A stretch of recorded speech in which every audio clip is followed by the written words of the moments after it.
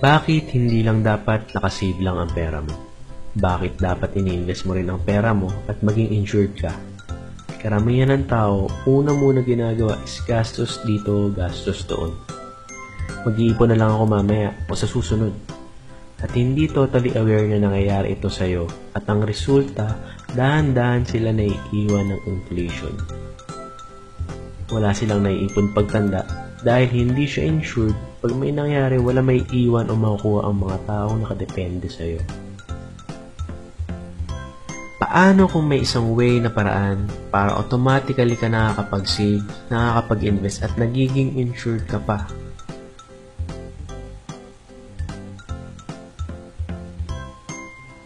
Ano ba ito? Isa ito na way para madali ka makapag-invest at the same time protektado ka pa at nakakaipon ka pa ng pera. Bago tayo magsimula, kung mapapansin mo, ang mutual funds ay way para makapag-invest ka sa stocks, bonds, and money market na hindi talaga ikaw ang bumibili ng products na ito. Ibig sabihin, may fund manager na namamahala ng pera mo at inilalagay ito sa iba't ibang investment.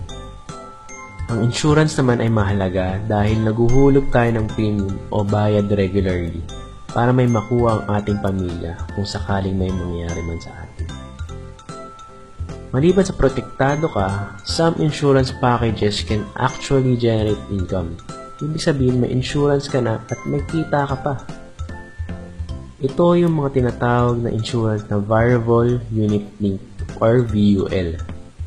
Ito yung mga napapansin mo na insurance na may kahalong investment component. Okay siya, di ba? Para mas madali mo maintindihan, ganito siya gumagana. Insurance plus mutual funds equals VUL. Kapag may insurance plan ka, ibig sabihin may hinulugan kang pondo para maging insured ka. Ngayon, kapag yung insurance plan na kinuha mo ay VUL, ibig sabihin ang portion ng payment mo ay ini-invest ng insurance company sa stocks, bonds, money market, or other products para siyang mutual funds. At ang insurance company mo ang nagiging fund manager mo. Ang kagandahan nito, para na siyang combo meal na may burger, fries, at drinks. Isa lang ang babayaran mo at automatic na mahati ito sa insurance at investments. At habang tumatagal, kumikita na ng kusa ang investment mo. So, kung kukuha ka ng insurance, may option ka na idagdag na rin ang investment mo in the form of a VUL. At least, may investment ka na at protektado pa ang pamilya mo.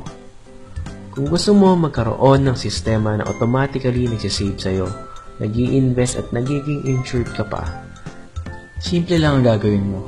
Sumali sa aming Facebook group, kaya click mo yung link below.